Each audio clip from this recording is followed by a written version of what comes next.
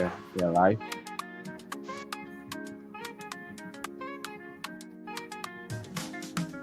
As the clock strikes 7, the vibes alive. Inner circles here, where voices thrive. Turn on your screens, let the magic unfold. Listening and feeling as stories are told. Come on, come on, this is your time. No topics too tough, just heed the calls. From mental health woes to justice we seek. Together we rise for the strong and the meek. A safe space for all, let's lift every voice.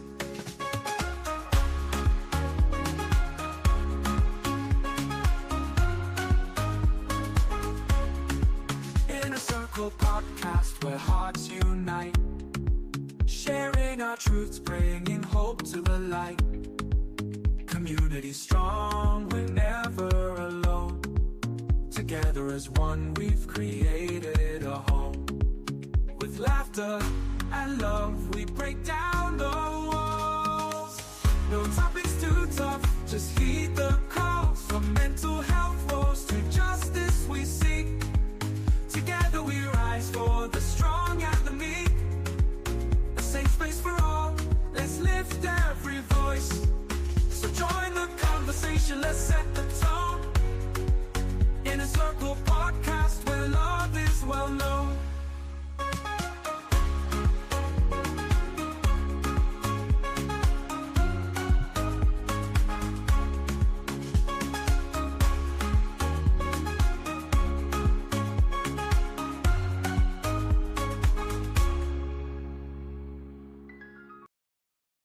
Hello, hello, hello, everyone. Hello, to our guests, wherever. Good morning, good afternoon, good evening, wherever around the world you're watching us from. We say welcome, welcome to another edition of Inner Circle Podcast, where we bring you meaningful stories, meaningful conversation that spark, that inspire you, that inspire change.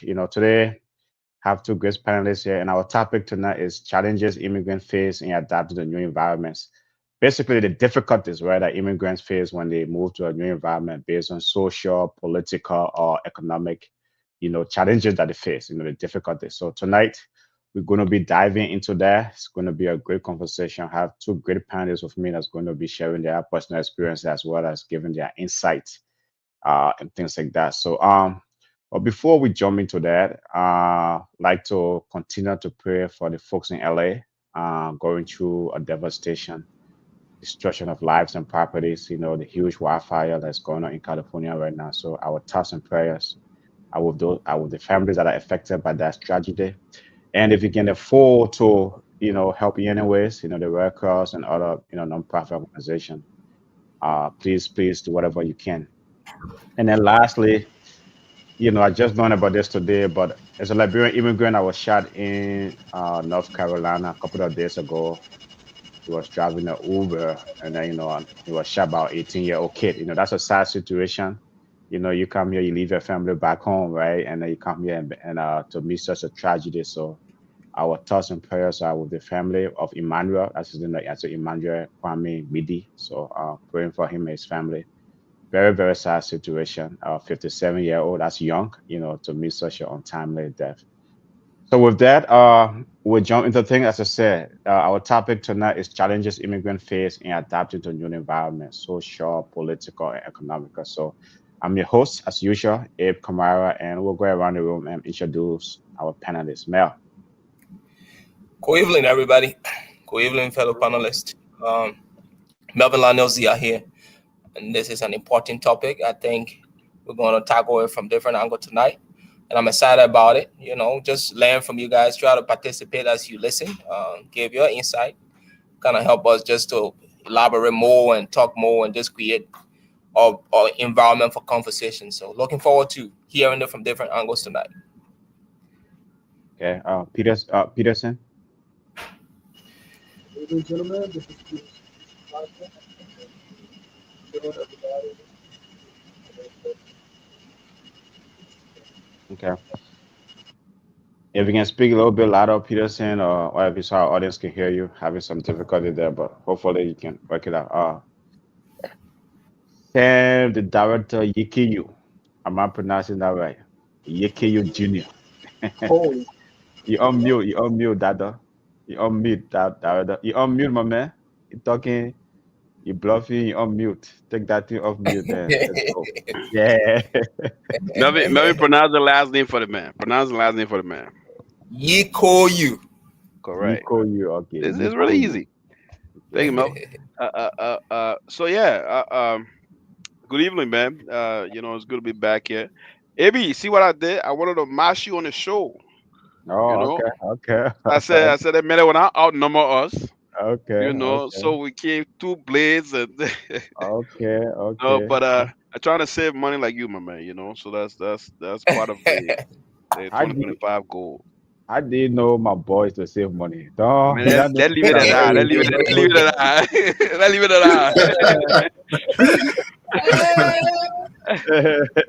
You know. Okay, okay, so. at that. But guys, yeah. So thanks everyone. Thanks to our great panelists tonight. As I say, it's going to be a great discussion. Discussing obviously all of us here. A lot of immigrants in this country around the world that leave their homes. Immigrate to a different country, have to learn everything new. So Mel, will start with you, right? What was a pivotal moment in your immigrant journey when you arrived here? How did you adapt to a new country, learning everything from the social, economic, the political, what was the pivotal moment for you when you first arrived as an immigrant? Man, it was a challenging experience, Mm, regardless of how you see it. For me personally, mm-hmm, cultural shock. Like we kind of talk about social challenges. One of the key things was just the cultural barrier. mm-hmm, Communication was one piece. The way we communicate back home is kind of mm-hmm, different here. We mm-hmm, don't enunciate well. So then when you go somewhere, you try talking, you encounter, you know, American will kind of ask you, what did you say? Can you elaborate that? So I had to repeat myself constantly. But mm-hmm, the way I kind of get around that and the way I did it, I started reading, I started asking questions. How do you adapt in a new environment? By mm-hmm, just understanding from just reading some articles and reading stuff online. One of the things that I kind of came across that really helped me was when you come in a new environment, instead of just trying to be with the same people and mm-hmm, you with the same propinquity, what that means is nearness, right? If mm-hmm, we all from Liberia we kind of hang around with a lot of Liberians, I'll always kind of act like that Liberian person. So it was like just leave from your culture a little bit, interact with people that are different from you and people within that environment that are born and raised there. So I started making friends, hanging out with new, Caucasian friends, just understanding things and asking questions. It was mm-hmm, challenging, doing that, but I had to do it just to get myself aligned and be able to navigate the system. So it really helped after doing it for 6, 7 months. Still kind of struggle. I'm not there yet, but it has gotten better over time just by doing that. So that was just a pivotal moment for me. okay. Uh, Sam, how do you think like the recent migrate like immigration trends, right? Migration trends, where you have so many people, right, because of maybe civil war, climate challenge, climate change, and so many other stuff. How do you think like the recent trend in migration has impacted the way immigrants are perceived, around the world? Right? You come somewhere as an immigrant. How do you think, especially like in America, right? Huge debate around that. How do you think immigrants are perceived, right, with the whole trend around migration and things like that? Well, I would like to think that people are getting accustomed to having different people in their community in a space. Mm-hmm. And the fact that migration has been a thing for many years now, and people I now seeing that this is part of the life that we have to live on Earth. The world is a global village, right? And Yeah. I think that um, the people that came here years and years before we did Mhm, uh, experience, you know, challenges, but I think those challenges were different from yeah. what we are experiencing now. And Mhm, I think the people who are welcoming these people are welcoming them in a different way now. Because somewhere or the other, man, where you working, you got people who come from different places. Mm-hmm. And my personal experience, man, when I like what Melvin said, I really have that's apart from the question. But I just wanted to align this with Melvin too, because when I we come from Liberia, speaking English, right? Yeah. Quote unquote English, man. Yeah. But the way we pronounce things and enunciate things, Yeah. it was so different. Mm-hmm. And bro, that thing when you said it, I laughed just now because it used to bother me. And when I go to meetings, I would shut up Mm-hmm. because I'm afraid Mm-hmm. of what I was saying, how I was said, Yeah. because I don't want for somebody to tell me, what did you say? Or sometimes they don't ask, what did you, they will turn to the other person, what did you say?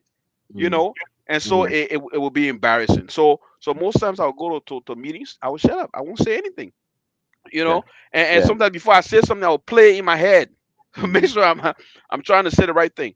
But that's one thing that bugged me. But immigration is a thing, migration is a thing, and it's a global. The Yeah. world is a global village. We're Yeah. getting closer each day Sure. and every day, and so people are now beginning to realize that this is a thing, and this is how Okay. the world will continue to be. Okay, well, two things from that, right? I mean, it's like I pick up two things from that. I want to follow up on that. But if migration is a thing, if immigration is a thing, why do you think there's so much there's kind of a noise around it? When I say noise, right? Some sort of a resistance, right? It's like, locals are saying it's bad. I mean, you look at Western Europe and you look at America here now, right? It's like, folks are saying like the current administration is coming talking about mass deportation. Why is it if it's a thing has been around for a while? Why do you think there's maybe a resistance to it or something like There will always be resistance. There that? will always be noise makers, right? Okay. Uh, Because when you look at these jobs that people are even talking about, when you look at the economy and people say, "Oh, they're coming, they're taking over the economy, they are mhm, taking our jobs." Some of mhm, these jobs that they've been talking about, they're tech mhm, jobs. You don't see tons of people going into those jobs, mhm, right? mhm, So and people who come and do the tech jobs, they got a work permit to come in and do mhm, that. The mhm. Mexicans that talk about are coming in. Most of Mhm. the people coming, they're not taking the kind of jobs that people want here. Okay. So all of those things are propaganda. They're making noise. Mhm. And they will Okay. continue to make their noise regardless. But immigration and migration will be a thing. It will continue to be a thing. Mhm. Because Uh, people are trying to find greener pasture. People are trying to yeah. find better opportunities. Okay. Yeah. Peterson. Uh, what strategies, right, as an immigrant in your immigrant journey, right? What strategies kind of help you when you arrive in this country as an immigrant? What strategies help you to adjust socially, politically, and economically? What strategies help you to adapt? Yeah, so for me personally, since I came here at a younger age, I didn't Hmm. come at a working age or Okay. as an adult. So, Hmm. but it's like what Melvin said. When we came, regardless of if you come as a 1 year old or a 15-year old, there's always that barrier as far as culture. I would say language because it's kind of like language barrier because we speak the same English, but it's different because even now, since I'm used to the way of speaking from here, if I'm Hmm. talking to somebody in Liberia, now they're like, "Wait, what did you say? Now, what you say? What you say?" Because now it sounds different to them. So it's the same thing, even though it was English that we were speaking when we came. But the strategies that we use or my family used personally is we live in a community that was very diverse, Hmm. but it wasn't like just our people. So, and back then when we came, there wasn't the population of Liberians in like any state wasn't as much as it is now, of course. So you have to go far and wide to find like your own people, basically Hmm. to say, oh, you're speaking the same language or you're speaking the same type of English from Liberia. So just living in different communities and learning different things. So Hmm. like what Melvin said, don't just be focused like, oh, okay, I'm a Liberian, so I have to live by within a Liberian community. I'm not saying like move away from the community, but if you even if you are based in the community, you can still be you can broaden your horizon, still be friends with other people, and try to learn the culture. So that's the strategy that worked for me. Well, I mean, it worked for you though, but like in Oregon community, right? Like when you go, like I think we discussed on this show, right? Like you had Chinatown, it's like you have communities together, like you kind of are moving away from that and being maybe that, predominantly Caucasian community. Doesn't that take away from your cultural experience? Not necessarily. So for some people, you can live within, let's say, a Liberian community, and Uh, your mindset will still be different. It doesn't.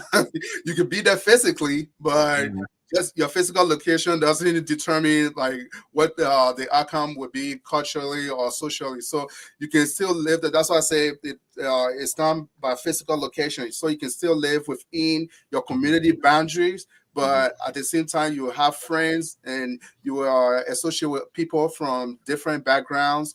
And I mean, even people from Chinatown, yes, they all do their business in Chinatown, but when it comes to other things, they go yeah. out there and they work and things like that. So Okay. Well, folks, tonight we are discussing the challenges immigrants face in adapting to new environments, the social, the political, and the economic. All of the challenges. When you move to a new country, you have to adapt to, right? Tonight, that's what we are discussing. So you can comment in our chat or you call our number 817-600-1525.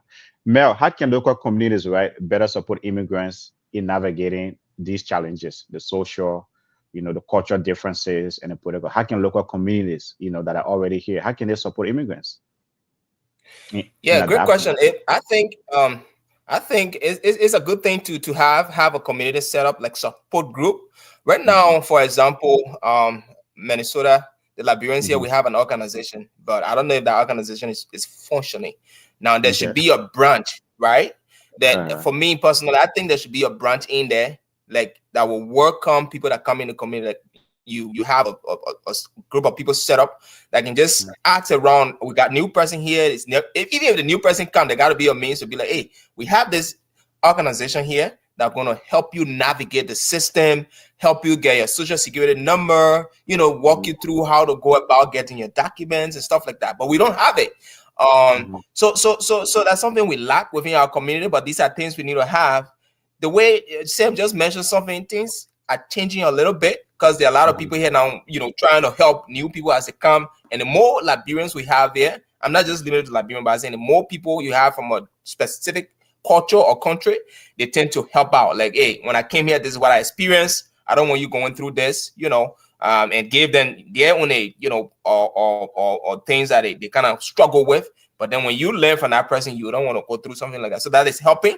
But I think as a community, we should have like a branch within that organization we have to handle these kind of things to kind of enable the newcomers to just easily dive into the culture and not struggle like newcomers would do when they first they started immigrating into Minnesota or other states in America.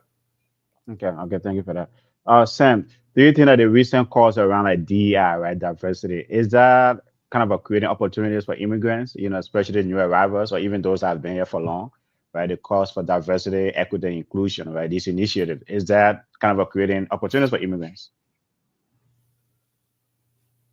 Yeah, on mute. Yeah, on mute. Oh, we're not hearing.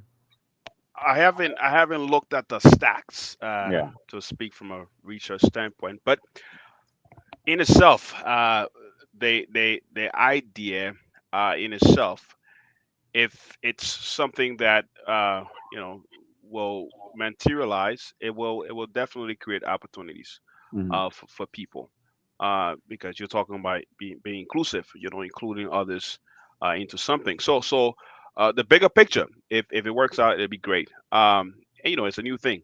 Yeah. And so it wasn't there before, right? It But wasn't there before. is there even like awareness though in the immigrant community regarding that? Is there awareness around this kind of initiative? Our communities, I just like to stick with mine, man, because I'm not really in other communities, right? Yeah, yeah. Our community, I would say, Mhm. we're not really informed on a lot of issues, a lot of things, a lot Yeah, of resources. We are not, yeah. and it's a sad thing. Mm. Like Melvin said, when you come in this country, it will be important for somebody, in other words, to hold your hand, Mm-hmm. and show you the ropes and move you around.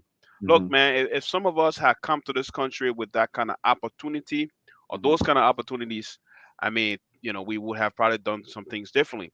And so my own way of giving back too, when I see somebody who come here newly, I tell them, hey man, if you need some talking, if you need to learn from me some of the mistakes I made, I can show you the ropes. I can tell you a few things here and there.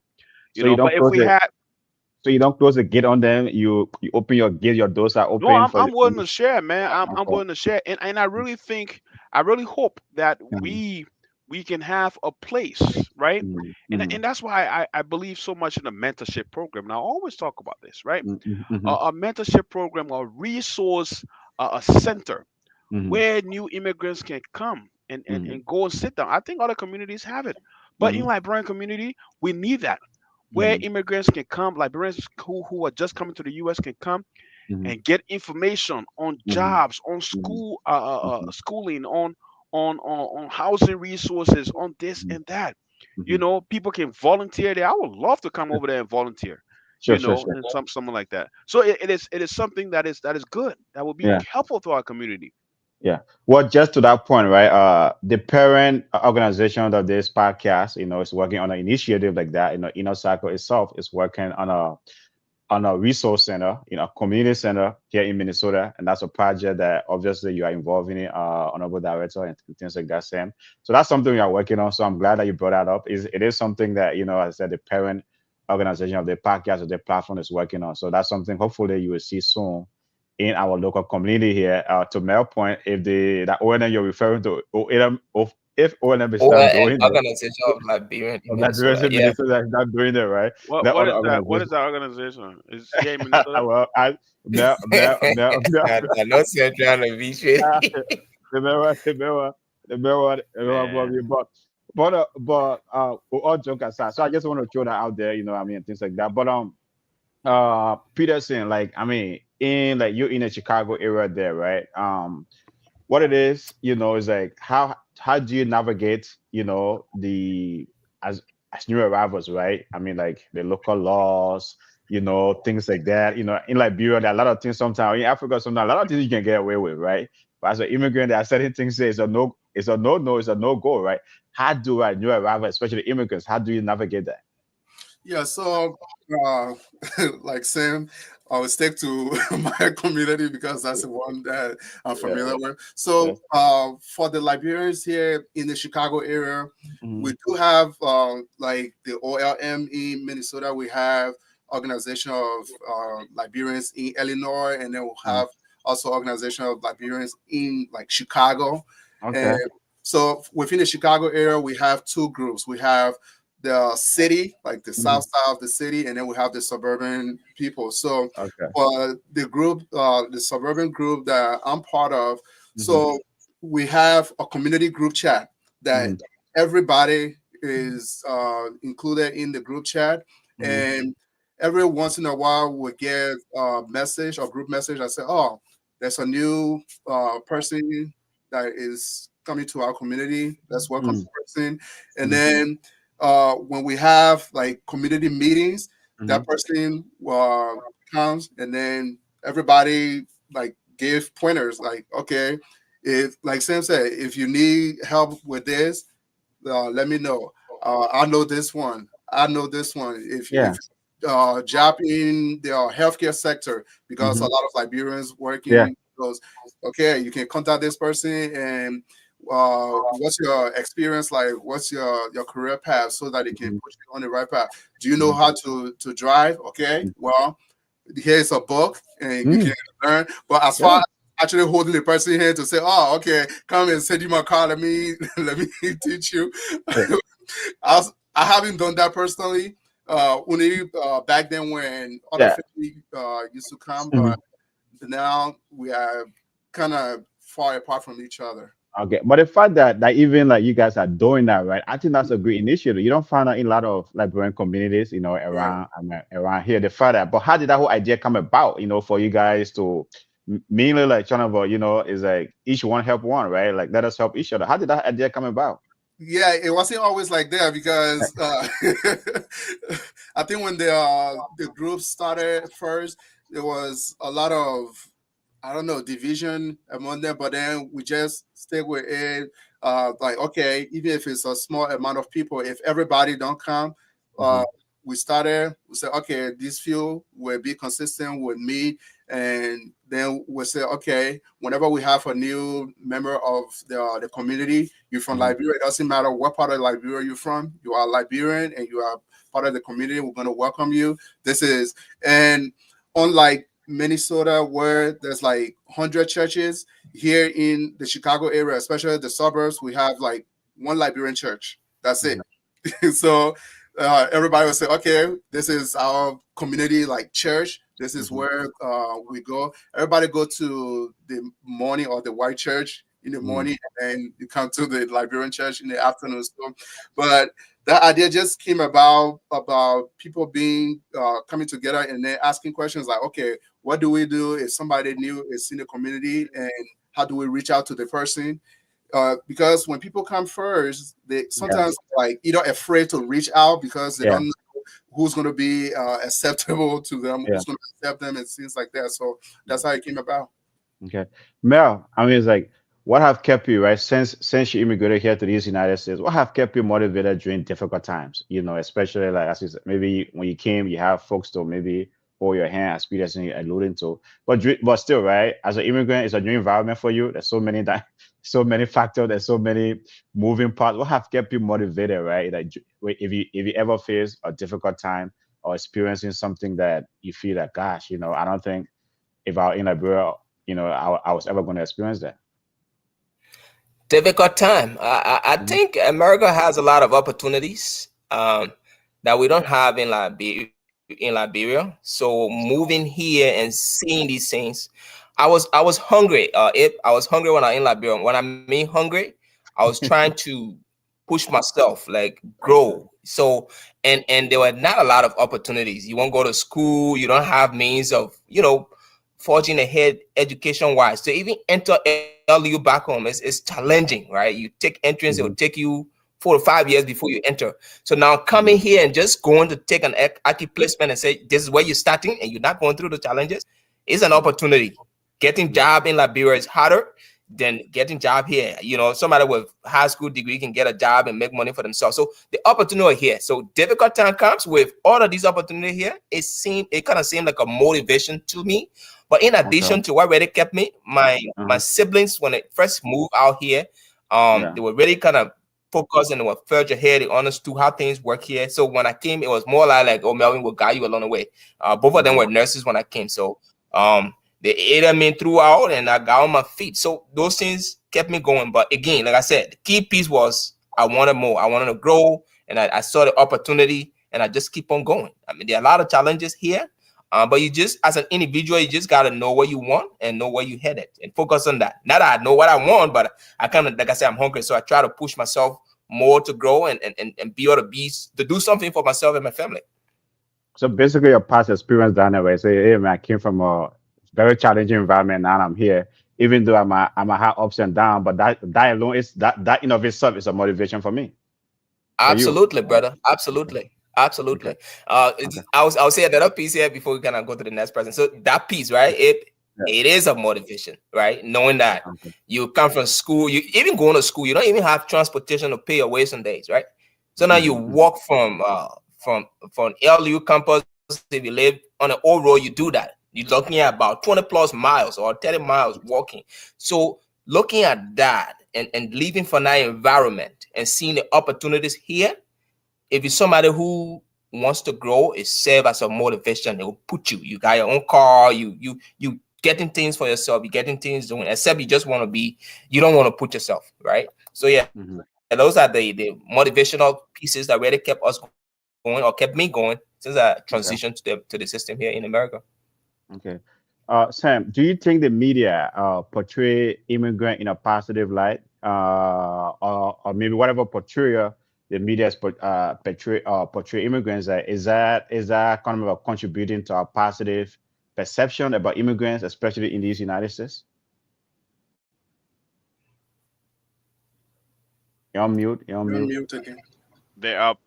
I mean, there's been negative things in the media about immigrants, and also positive things about Mhm, immigrants. mhm, There mhm. have been immigrants, who have come to this country and have been heroes, right? Okay. And Mhm, there's some who have come to this country and also have done things that are not so people are not so proud of.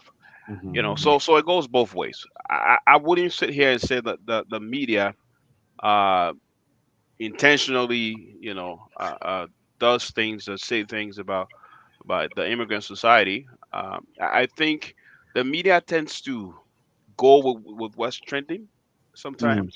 mhm. And people like to listen to stories that are not boring. Okay. So example, when Trump said that, the people in certain areas eating dogs, In eating Springfield, cats, Ohio, where yeah, were eating cats and dogs.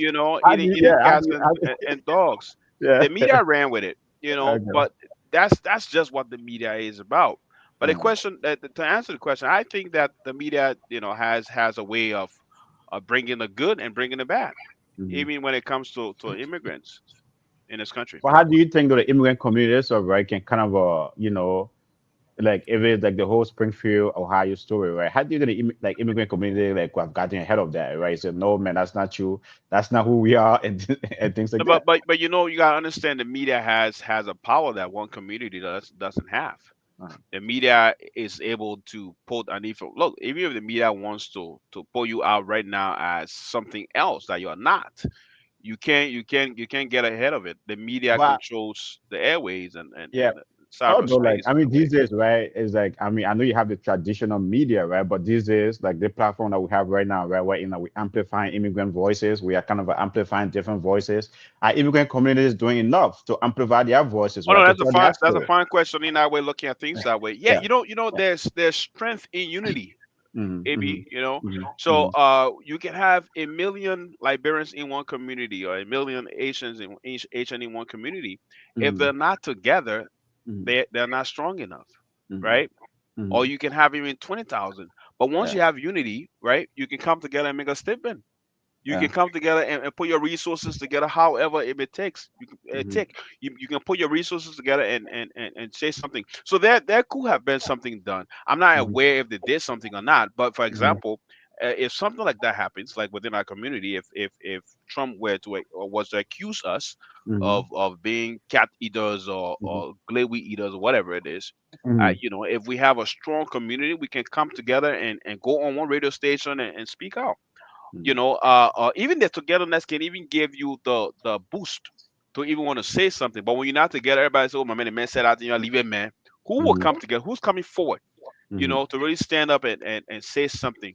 So when you don't feel like you have togetherness or backbone, you're not gonna come out and say something or rebut anything. You're just gonna mm-hmm. people gonna throw stuff at you, and you're just gonna take it like you're taking whatever it is. Oh, Peterson, though, I mean, just if I can push that line a little bit, though, right? Do we really need togetherness to tell our story, or like we can create like platform like this, right? It's like when to amplify things that are happening in our community, right? Either positive or sometimes like I mentioned, like Emmanuel Kwame, like may his soul rest in peace, right? That right to tell these stories to folks here, right? That hey, man, these are things that are happening in our community. They are positive, even though they're a little bit of negative, right? But are we doing enough as an immigrant community to tell our story? Yeah, so to add to what Sam was just saying, we are not together enough, and But at do we really times, have to be together to do that, though? no, That's what I'm at trying to times we say. feel at a disadvantage. So it's like, okay, even though there might be, what did they say, 20,000 Haitians in Springfield, Ohio, Yeah. but they don't feel like they belong, so they don't have that voice to say, oh, okay, can we actually go ahead and report this thing that they're saying about us, or how can we change the narrative? Because they don't feel that sense of belonging. Like, okay, we are immigrants, maybe we just here for we're on temporary stay or something, and we're going to be going back. So whatever they say, it's like, what's the saying back when wasting water on turtles back or something like that. So it's like, okay, it doesn't bother us. Let's just keep moving. But yeah, we don't have that voice within the immigrant community, and especially when it comes to like Liberian community, because if the group in Minnesota is doing something, the group in Chicago is doing something different, the group in Philadelphia, they're doing something different. So we don't have that voice to come together and say, okay, can they call the leaders in Atlanta, Georgia, or in North Carolina, in Philadelphia, in Minnesota, so that they can all come together and try to amplify this thing that happened and say, oh, okay, let's let everybody know so that it can be a teaching moment for our community. So we don't have that voice. If Mel, then if they are not leaders in these various immigrant communities stepping up, what can ordinary folks, right? Ordinary folks do, right? It's like, how can ordinary folks come forward to make sure that the immigrant experience is amplified, the voices are amplified, their stories are told. It don't always have to be positive, right? But I mean, I think America is a country, especially America, right? It's a country like, I mean, the immigrant experience I mean, the journey has been long, right? Long history. How can the various communities try to like work to amplify the voices, especially like ordinary folks, if leaders are not stepping up? Yeah, so I think people elect or select leaders on the basis of them being able to represent them. So Hmm. if they are failing the people, it tend to diminish their ability or coming out there to say something when you have this person who's supposed to be there, supposed to kind of talk a lot about how things should be and try to kind of bring the community together, but nothing is being done. The common person kind of feel weak to do something. However, what we can do to answer your question, what we can do, in our own weak way, we have social media here. People going live here every day, right? You can Yeah, click yeah. that button and explain your story. It's something positive, talk about it. But those things are not taken into consideration within our community. Um, a lot of the time, the things that people want to listen to are not things that are benefiting them.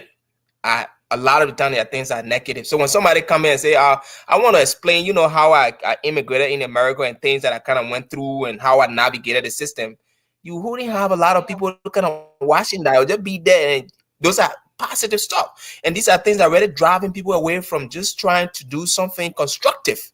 Because nowadays, negative sells over positive stuff.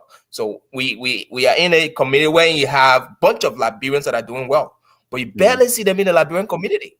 Bunch of them, they rather live on the outskirts or in isolation and do their thing quietly. We have medical Liberian or Liberian doctors. We have Liberian Hmm. engineers. We have Liberian in almost all sectors, but you don't really hear their story. And these Yeah, people yeah. somehow went Hmm. through a lot to get to where they are, and they understand things, how to navigate a system, what they did Hmm. differently. Hearing that person's story will motivate somebody who wants to align themselves with them, align their vision with their vision to kind of Hmm. follow that path. But Yeah, yeah, negative sells more than positive, so people are weak in just putting positive stuff out there. yeah. Well, But let me just say this, right? Yeah, yeah, yeah. before you go, what we're doing Sure, sure. here every Yeah, day, yeah, we need more of these, right? yeah, yeah, Um, we kind of bringing different side of the story, bringing yeah, positive stuff. yeah, Um, even though we got 6, 7 people watching you literally every time, but we are yeah. still doing it. We're not frustrated. So consistency, not giving up on stuff. It will kind of help us put story out there to ensure people are hearing things they need to hear. Somebody who wants to grow can listen to these things that we talk about. We have few people here that know, like Denise, that know stuff like that, kind of come in and give a lot of information. Come and take Mhm. that from there and just on them and kind of immigrate into the system well. Yeah. Well, don't be deterred by the lower initial numbers, my brother. I mean, this thing is going to blow up. What we have started here, that we have started something big here. It's going to definitely, become huge. Because to your point, right, we are amplifying voices, we are bringing stories. It might seem boring to some folks. Like last night when Dennis and I were talking about, the recent job report, right, the December job report, we're talking about job creation, business, and finance. Sometimes these are things that are boring for our folks, right? Because we are not, it's not a shadow robber type of thing talking about, talking about somebody boyfriend or somebody girlfriend, right? We don't, that's not yet, right? We are trying to focus on things that can uplift, our community. Obviously, we do sometimes brings things like that, but do not be deterred, right? This thing is going to really blow up. I'm very optimistic about it. So, but Sam, right, to take on this point here, right? Is it the community job or like we Liberian, the successful Liberians, right? Is that okay? She's saying Liberian community is not doing a job pushing its rising leaders, or like to Mel's point, folks that are doing positive thing in the community. It's still a community job, or those that are successful to bring themselves out there to offer their services, to tell their story. First of all, let me say this. I want to say this a long time ago when you were talking. Yeah. You reminded me about Trump. It's gonna be big, very big. It's gonna be big, huge. That's it, man. It's gonna be big. It's gonna be Yeah, big, it's gonna be huge, bigger very than huge. Yeah, not only, but for me, I'm an It's optimist. This fantastic. year is going to blow up, It's gonna blow up. It's gonna be Yeah, it's fantastic. going to blow up. You know what I mean? But anyway, It's like, put that question back. What Don't they're look gonna at the say? Let me see again. crossfires. This is Let me gonna see be what they're big. gonna say. exactly. Definitely. They're We gonna got say to be a we good don't mark. we don't we don't do enough to for our So, rising leaders. so What that that say? continues to point Unfortunately, here, the right? Liberian I want community has not done a great no, job no. pushing its rising leaders. All right, Yeah. got it. So what I was trying to say to that, right, is like, is it Uh, a community job, or it is up to these yeah, in a way, individuals? I How? agree with How? her. How? Well, here's the thing, man. I'll give this as what we're saying here, right? For me, I'm Mhm, thinking I'll come to that question too. But in order for our community, right, mhm, to mhm, have a voice, a real mhm, voice, what we mhm. have here, we have a voice. But in order for us to have a strong voice, right, Yeah. Yeah. we need representation. We need to have Yeah. influence. We need to have influence, people who will be in places Hmm. to represent us, to advocate on our behalf, right? And I'm talking about pushing for representatives, But pushing they are not for coming forward, councilmen. though. They are not Yeah, coming. How you going to you push have someone when they're not coming forward? here's the thing. So for Yeah. example, now we Hmm. have Yeah. this guy here, right? We just Hmm. had one guy. He was on our show here. Pastor Reverend Reverend Goba. Goba, Reverend right? Goba. Reverend Reverend Goba. Goba. Yeah. Yeah. He ran for city council, Hmm. right? We Hmm. have enough Liberians within that district Hmm. who will have voted or could have voted for that guy to become a member of the city council, elected as member of the city council. Wilfred Russell, Yeah. I can imagine Yeah. what you probably want to say about Wilfred Russell. You No. know that he probably didn't do a good job, right? Right. But it needs to be a team effort. We need to come together. We need to come together and be very intentional about having representation. Hmm. What we can do sometimes is that Hmm. even if we know this person is running, right, Hmm. Hmm. and this person is capable, is qualified, Hmm. we will say, my man, what I mean, no. We'll overlook that person and not vote for that person. Hmm. The people are doing this thing in other communities. Okay. The Somali lady who became representative, I think Ihan she's Oma. serving. Ihan Yeah, I think Oma. she's Ihan serving her, Oma. her second or third term now. Fourth. Fourth. Fourth. Full term. The Hmm. Somalians jump behind her, Hmm. and guess what? We Hmm. only need to push somebody to Hmm. get in that position, and other Hmm. people will see the work that person is doing. It's not going to be a Liberian thing anymore. Hmm. They're going to agree that this person is capable of doing this work, and this Hmm. person is advocating for everybody. But Hmm. we need to find people. We need to advocate, not advocate, but rally behind people who Hmm. want to do representation for us. Hmm. And let's do that. We need to have a voice. We need to have economic power, Yeah. not through those people, but we Hmm. need to invest in things rather than just churches. We need to. Messiah alone has 10,000 small like branches with Yeah. 5 members here, five Yeah. members there. Me, I Yeah. don't go to church with 5 members anymore. I don't go there and waste Okay. my time. I go in The there. man is attacking the church to that, but No, I ain't gonna take that no, I'm bait. not attacking the church. I ain't gonna take that The bait. church does not bring economic power. Okay. It does Okay. not do that. Yeah. Okay. It does not do that. As a matter of fact, some of these churches, I'm not saying the church, but some Mm-hmm. of these churches that they're Mm-hmm. opening, they're Mm-hmm. actually taking from the people. They're not adding on to them. Mm. They are taking Yeah. away. Okay. You know, Yeah. because when you have small little church, no vision, no nothing, all you want to do, yeah, you're in a Mm-hmm. place and pay rent all day. You Mm-hmm. know, Yeah. it's taken from the people. Go Okay. and Okay. merge to a bigger church and form something bigger, and, Okay. and, and and have some economic power there. Okay. Peterson, though, Yeah. I think I mean, well, this is a great conversation, right? It's like I'm really enjoying it. To Sam's point, right? I think what is missing, and to Dagon's point, I think what is missing, right? It is we have few folk that have stepped forward. But what is missing is it's a news deficit. The news is not going out there to viewers that if Winfrey Ross or even Reverend Goba, I didn't know Reverend Goba was running until he appeared on our show, right? So there's a news deficit. In most cases, in most immigrant communities, like you live in Chicago, there. I mean, it's like what besides like you listen, like I see folks talking about listening to Spoon, but Spoon 24/7 is focused on events in Liberia, not local events here in America. Right, you have like I think Inner Circle Podcast is the first platform that is focusing exclusively on the United States and about the immigrants' experience here. But you don't have that, so there's a news deficit. And that's why Liberians are not sometimes someone even running, you don't even know whether they're running. Yeah, so there is a news deficit, but also Liberians, we are not united. We're not united at all. Man, So sometimes even if somebody they're not united, but when someone step forward, they can vote no, because someone is that's amplifying their my voice. that's my point exactly. The Okay. person from Somalia, they might not be from No, the compared to us, the the people have same been united, district. man.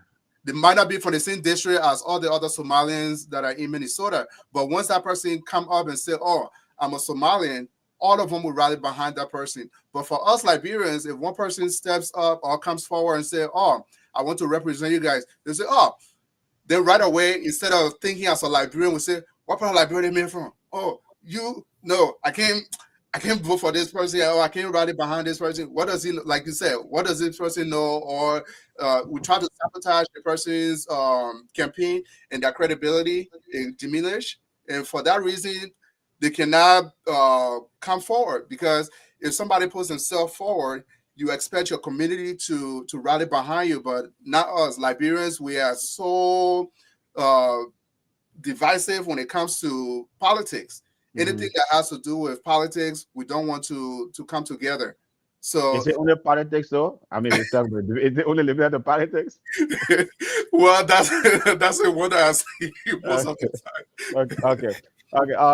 Mel, what do you think Liberians, right? If other immigrants are doing it, right? They have representation in these United States, this great country. Why do you think Liberians are not supporting their own, right, to have representation? Because representation is power. Huda Hensley, who's now the current representative in District 5A, I think, in Broken Park, right? A Kenyan lady. Okay, she came on this platform. We interviewed her. Liberians there voted for her, right? She stepped forward, and you know what I mean. And today, she's represent. Her Kenyan folks supported her. Why don't you think we don't support our own, right? We don't support our own the way other immigrants communities do. Why? From just observation, I know a lot of people will kind of chew me tonight. From just the observation I had over time with my own people, we don't Yeah. like each other.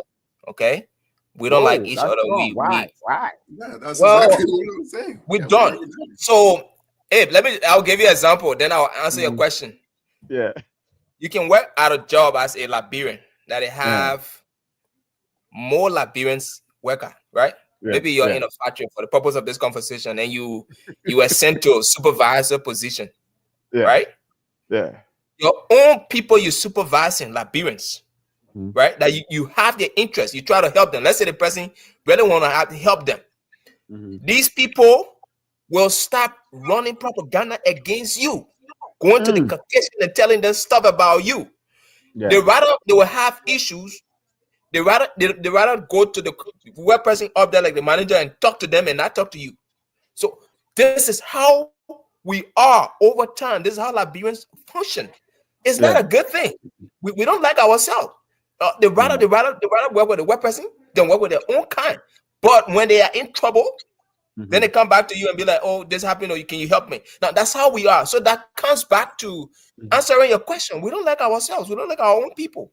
Mm. Like you said, Reverend Goba came here. He talked, but sometimes too, to be fair, a Mhm. lot of these guys that contested for those city council positions for the Mhm. Liberian community, they really Mhm. did not disseminate information well, right? Some of them we didn't really Well, get to know the work. well, well, well. Let me hold you there, though. It's like Decote say here, it's like they had their flyers and posters all over the city. So I mean, it's Well, like, I, I, how do you want to respond to yes, that? yes, what I was saying to Teganti. How many Yeah, Liberians you see that going around looking for flyer and poster to read? Right? yeah, What I okay, meant is yeah, when you guys were contesting, He would have had a team that was going from door to door, knocking on door and things, right? Making them sell noon. Riffraff did not do that. I heard about Riffraff on the soccer field that day when we're playing. I think the July 26th game. It was when he came. It went a lot of people even said, "But who is this guy? What is he doing?" And he's contesting for city council position. That's how people started knowing about it. So posting poster at center and things will not inform people. So yeah, Abe, to answer your initial question, we really don't like our own kind. It's sad, but it's true. Liberian rather work with someone different than working with their own Liberian person. They rather promote someone different than promoting their own Liberian person. You look at it, the music industry, right? Even though our music is not over there, but how many Liberians you see playing Liberian music like that when they don't play the other, national music? They do that. So this is how we are. It has been like this with us from the time I've observed us. It's a problem. How can we stop that? Is to kind of, have our community leaders bring us together and tell us the importance of representation. Having your own kind representing you will put you in a position and things will happen in your interest. Speaking to these things and informing your people, and let's try to do away with. I'm a Liberian, but I don't like my kind, and this is the problem. We don't like ourselves. We don't like each other. Okay, I think we have a caller coming through. Just hold on, and then Andrea, just hold on in a minute. So we have a caller.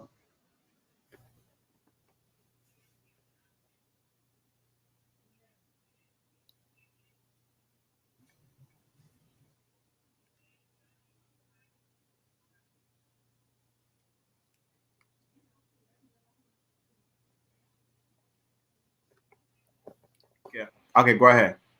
Can you guys say Andrea?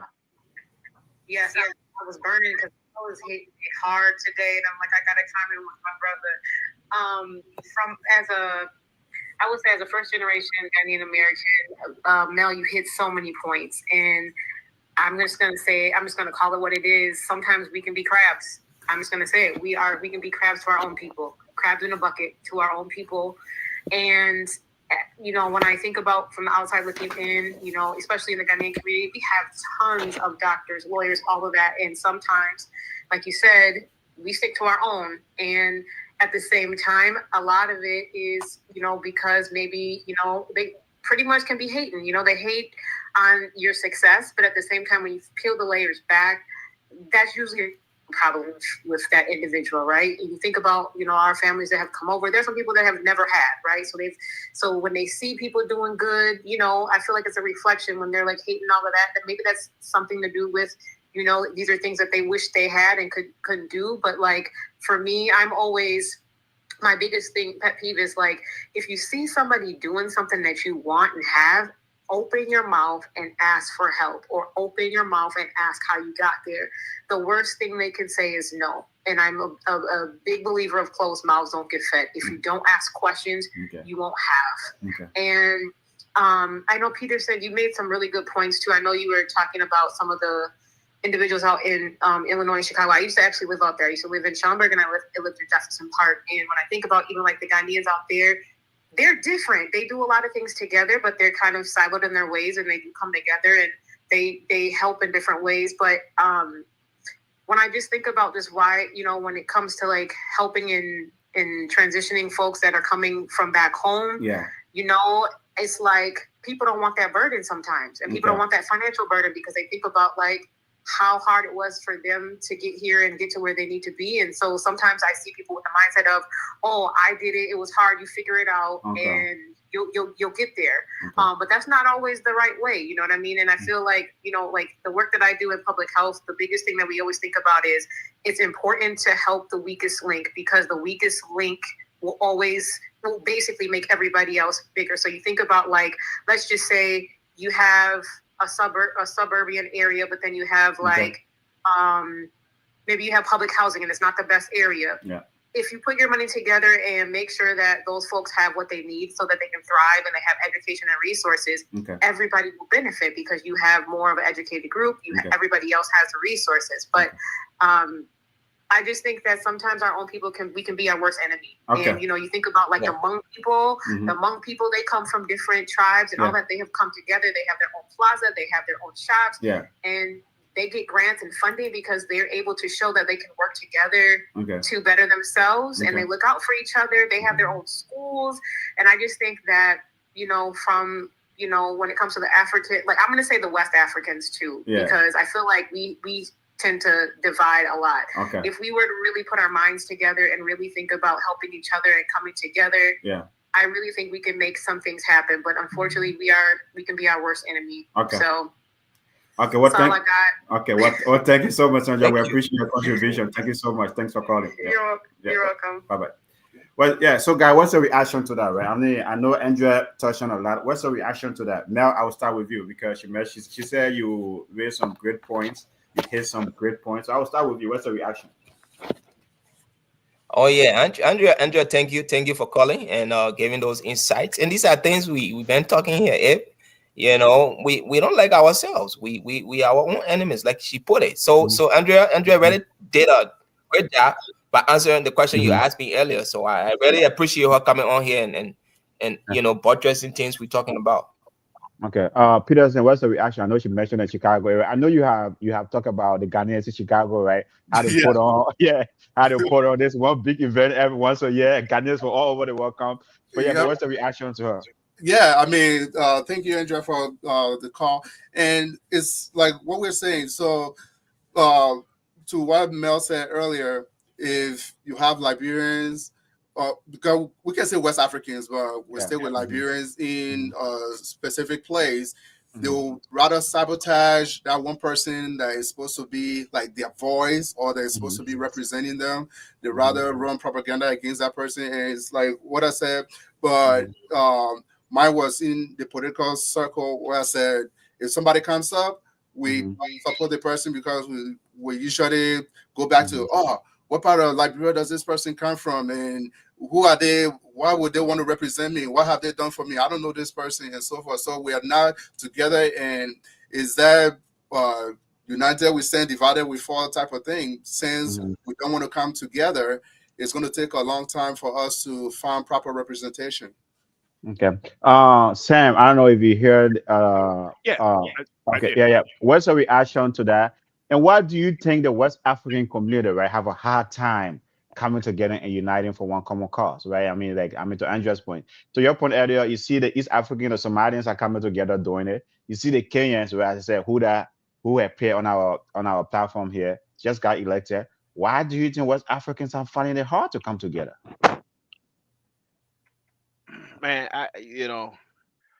we didn't start doing the research. I don't know the answer. Hello? But I notice it. Okay, I'm, we have another caller. If you can just hold yeah, on, no, please. let's take that caller.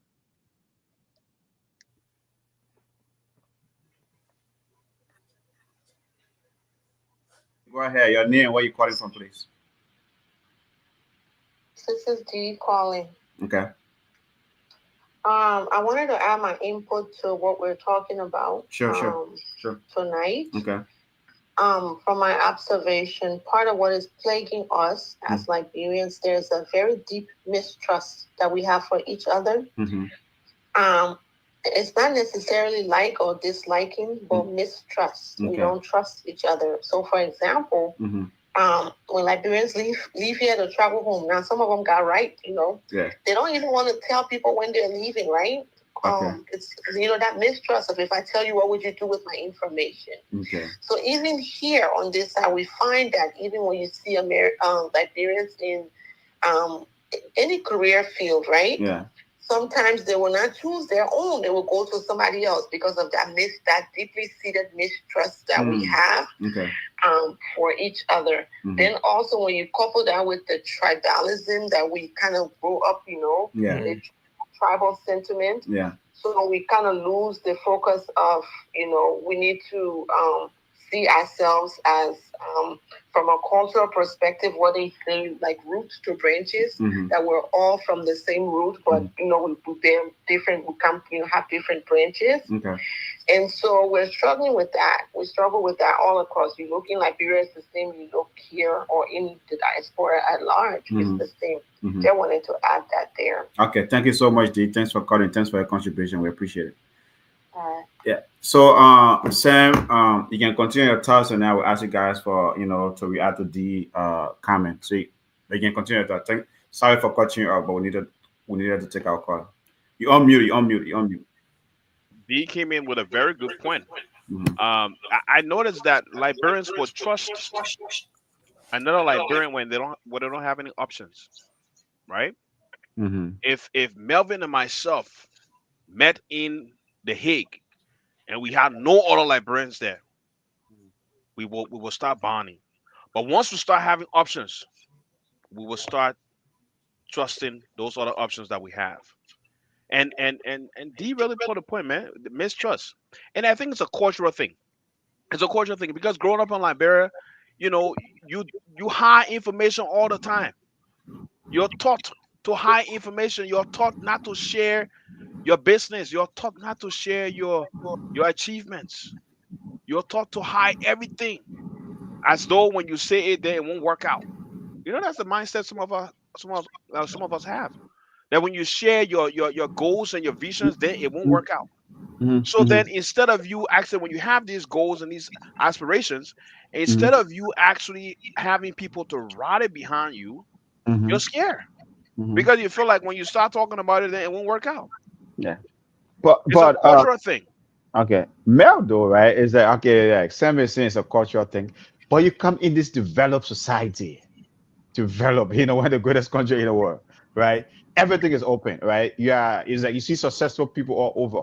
Why will you want to hold to something that is culture, right? That is kind of a holding you back, and by extension, holding your community back. Why? Why is that mistrust? You come here as an open So society. so You're orientation not the only person successful. There's so many successful people. or, Why are you orient hiding?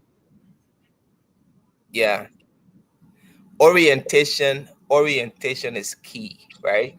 We Mm, are oriented in that manner. So leaving that, we find it hard. Um, does that mean is that good? No. So but why can't we change? Other immigrants it's are coming here, they something are we've been changing. dealing with. Yeah, maybe I will prefer us changing, but we are not, unfortunately. And one point D made that is Hmm. very important: the Hmm. tribalism piece.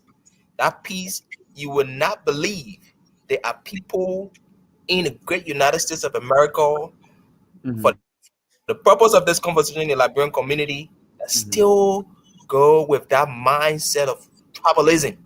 The Hmm. war that happened in Liberia, certain tribe going against certain tribe, they still have that. I'm not going to affiliate with this identical person because they are this type of tribe. And Hmm. those things are contributing to these divisions we keep on seeing here. So Hmm. great point. And these are Hmm. things that are behind the scene that we don't Hmm. we don't really see, but these are the Okay. contributing factors for us just being divided in Hmm. these United States of America from one Hmm. culture, the same Hmm. country, but we are yet divided. Okay. Well, folks, tonight we are talking about the challenges immigrants face in adapting to new environments. You can call us to contribute to the conversation. Thanks D and thanks Andrea for your contribution tonight. Our number is 817-600-1525. Or you can comment in the chat, if you definitely want to contribute. But Peterson though, I mean, let's stick to the Liberian line a little bit, or to the West African line. You come from Africa or Liberia. The world know you, right? In America, they know you as a Liberian. They don't know whether you're from Gio or Crown or any other tribe, right? They know you as a Liberian. Why can't you, stick to that Liberian identity? Then, like Deep mentioned earlier, that tribalism stuff. That stuff is like, who cares if I'm Madingo, if I'm Mende, if I, who cares? In America, everyone knows you as a Liberian. Yes, everyone know you as a Liberian, but that culture piece is still ingrained in you because you grew up with it, and you grow up in Liberia like, oh, you are this, you speak this, you are this, you speak this, you're from this place and that place. So we have that mindset when we come, and it's like everybody is saying, instead of letting that go and say, oh, okay, I'm in a new environment and nobody here knows whether I speak this. That means I'm from this part of the country or not. But it's that mindset, and it's something that is very, very important because it's ingrained in us. Is part of us. It's part of our culture, and it's difficult to let that go. Although people can try, and you can push forward each day and make changes, but it's still hard because, like you say, in this great United States, you come here and even when you try to come within your community, sometimes somebody will say, "Oh, this person is a community leader and they are from certain part of the country, so I don't want to be like honor this person. I don't want to give them the credibility and everything like that." So, but it's just something that is wishful thinking. We say, "Oh, let's just like let everything go and move forward." That would be the dream, but it's very difficult to do that. So are you saying that, Mel, I'll be back to you, and then are we saying we are not doing a good job assimilating? Because the process of assimilating, you come to a new country, you come in a new country, you're trying to, sometimes it's like you're trying to start everything new, right? You're trying to live a new life. Is that why are you still sticking to something that didn't do well for you back home? You come, you're trying to assimilate, trying to build your life. Why are you sticking to a practice or norm that is not in any way or shape helping you out? Yeah, it's unfortunate, and that's just truth about it. A lot of us refuse to change. Um, we live in this country, but we want to act like we are still in Liberia. You can see it in the way we act when we gather. Mhm, mhm, A lot of fighting and fussing and all of that. So we refuse mhm, to change. Not really trying to adapt the new norms or adaptability is key, but a lot of us don't really put in effort to change, and change mhm, is just something that we refuse to do, a lot of us. So I think, throwing light on these things mhm, and talking about it like we're doing here tonight, it mhm, might not change everyone, but it will kind of mhm, play a part in helping us to just understand that yes, we are in America. We understand how the American people work. Here, this country is very diverse. You got people from everywhere around the world, but here we are. mhm, We're functioning together. We're doing things. They're happening, right? mhm, mhm, Let me have that mindset. So then, in a small country I'm from called Liberia. So that I'm not just thinking about, oh, because I'm from this part of the county and the other bars from this part of the county, they are not part of me. So I'm not going to affiliate with them. I think those mhm, things we should do away with it for us to have mhm, travel over here and see mhm, how people work and see how the togetherness is power, and try to mhm, carry those things back home so that our people that are not exposed to these mhm. things will kind of see what we've learned and what we carry back there to contribute our quota. So change is something we just refusing to do, my brother. Is unfortunate. What can we do? What can, let me stick to the Liberian line again, right? To the West African, by extension, the West African line. What can we do? Is there anything that can be done to change our mindset? Is there anything that we can do? Because if we stick to that, right, we're going to keep hearing these things, right? It's like, oh yeah, we are not united. Oh, we don't like each other. Oh, we don't trust each other. But is there anything that we can do to change it? Or is there anything that can be done to change it? Well, I think yes, that some change can be done. Mm-hmm, You can impact certain percentage of the people, but mm-hmm, changing everyone will be hard, right? So what we mm-hmm, can do now, like we keep talking about mm-hmm, organization, leadership, mm-hmm, mm-hmm, starting, with just gathering people and educating them about the importance of unity, mm-hmm, educating them about the importance of uplifting your community, your fellow brother, mm-hmm, educating them how powerful that is. If you are in these states, right, bringing your own mm-hmm, person to represent you is important. It's that mm-hmm, representation is power. So bringing these things to the light and talking about it more, mm-hmm. it will help, in a way. Okay. Okay. Peterson, Andrea says change starts, it has to start from within, like Dagotin says, like, it requires unlearning deeply rooted beliefs and practices. But how, first of all, right, how can we have the courage, right? Mhm. Like maybe the three of us on this show, and then Sam, and it's like how can we even start from here, right? How can we, right, start, having, not only having that conversation but actually practicing it, right? That, look, man, I'm a Liberian. The way America sees me as a Liberian American, the first thing that comes is a Liberian. They're not talking about anything else. They say Liberian American. That's the first thing. Right. How Right. can they start moving? Yeah. So it's like what the commander just said. Mm-hmm. Change is very difficult, and Mm-hmm. you have to, like they say, unlearn deeply rooted practices and beliefs. So Mm-hmm. it's something that you grew up learning and Mm-hmm. practicing. So in order to change, you Mm-hmm. have to unlearn those behaviors. And uh charity begins at home. So Yeah. for each person, you Mm-hmm. have to have that mindset of, okay, I'm willing to change. It's like the mistrust piece that Dee was talking about, Mm-hmm. and to say, oh, the example she gave, when people are traveling even to Liberia, they will say, oh, they keep it hush hush. They will Mm-hmm. just call and say, oh, I'm in Liberia, and then, oh, I'm back here. They don't want to say anything. Yeah. So when they are leaving, and we Mm-hmm. have those beliefs, like even when it comes to relationships, Mm-hmm. will go to your doctor. The doctor will confirm that your partner is pregnant, but Mm-hmm. then you're like, don't tell nobody until like you can't tell anybody, even though the proper authorities, they already know. But because we have those beliefs, like, I don't know, for some reason, if you tell somebody, something's going to happen. It's the same thing when it comes to doing business or getting a job. If you're going for an interview, oh, don't tell nobody that you're going for an interview because they're gonna spoil your way. So these like beliefs and practices, we just need to let those things go, and it start to change, and gradually we can we can make changes. Okay.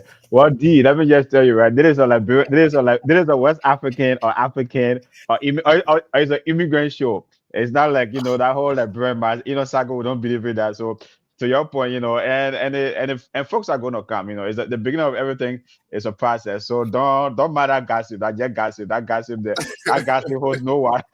That gossip holds no. That gossip doesn't hold any water. So let me just throw that out there. But guys, you know what I mean. I mean, great conversation tonight. I mean, you guys are providing great information. It's really fun. As I said, every time I come on here, I learn a lot. Things like that. I mean, that's what this platform is about, right? Like amplifying these kind of voices, this kind of information, and things like that. Because hey, man, I think that whole mistrust, we need to leave it across that ocean, right? There's a reason why you cross the ocean, right? You're not driving across it. You cross the ocean, leaving the ocean and things like that. But the conversation tonight is really great. Good comments, great contribution. Again, right, we are discussing challenges immigrant face in adapting to new environments. Our panelists has really doing a great job, giving us good information. But we can't keep going all night. You know what I mean? So we'll drag this for 3 more minutes and we'll wrap it up. But Mel, as we talk about these things, first of all, let me just say, right, like what role you think social media is playing in all of this, especially in the Liberian community? What role is social media playing with regarding the distrust or like Liberians not coming? I mean, as you said, you got Liberian social media influencers, but what role are they playing, right? To maybe unite us, or what role is social media playing out of this?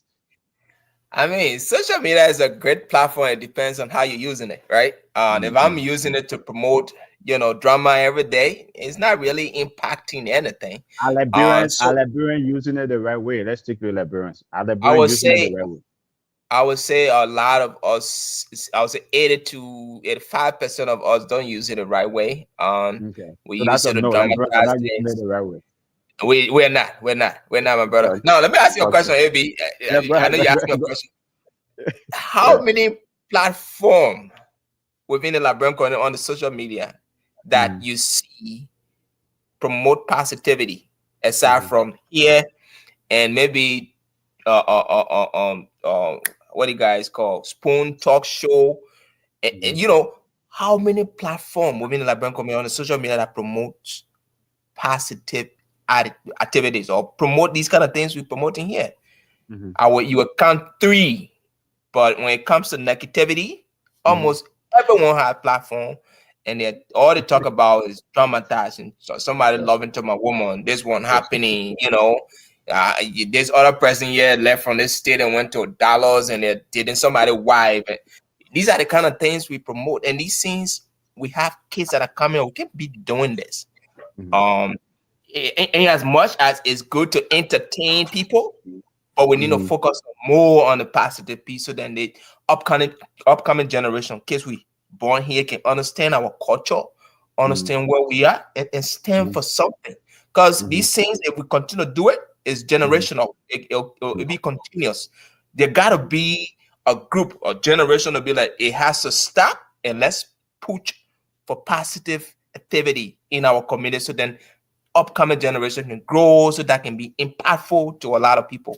So yeah, Okay. social media is not social media is a great platform, but it depends on how we're using it. In the Liberian Mhm. community, we are not using it to promote positive stuff. Yeah. Peterson, how can Liberian community, West African community, immigrant are large, right, from Africa, right? Where they use social media because it's part of our lives now, right? Where they use social media to tell the immigrant story in a positive light, right? To promote the positive story about immigrants. Like I alluded to, that Springfield, Ohio situation earlier, right? It's like how can even those influencers that are on social media who are immigrants, how can they contribute to the positive story? It's like, maybe like the locals here, typical Americans need to hear about immigrants Yeah. instead of So instead of the drama that it's like what? America is. Yeah, it's like what Mel Yeah, said. So, yeah. an example of that would be this podcast, the Inner Mm-hmm, Circle podcast, mm-hmm, to amplify the positive things that are happening within the community, and something like this, where although it was founded by a majority Liberians, but we welcome all voices. mm-hmm, Anybody that is considered to be an immigrant from any community, mm-hmm, welcome them mm-hmm, to so can we can amplify their voice, and they can mm-hmm, have saying, they can say, okay, I'm from this community and this is what we're about. So to have this type of podcast, mm-hmm, and we have people on social media that have massive followings, but mm-hmm, they're not using to answer your question, they're not using social media in a positive manner to say, okay, this is what's happening within my community, or what is happening within the immigrant community. mm-hmm. But and it's like what Mel said earlier, negative sales and positive is like they find it boring. So Yeah. but yeah. Okay.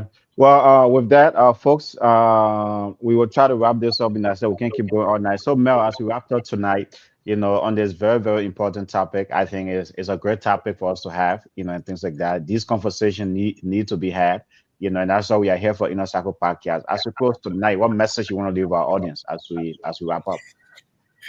Yeah, so thank you, audience. Thank you, Andrel and Ticonti, for your contributions.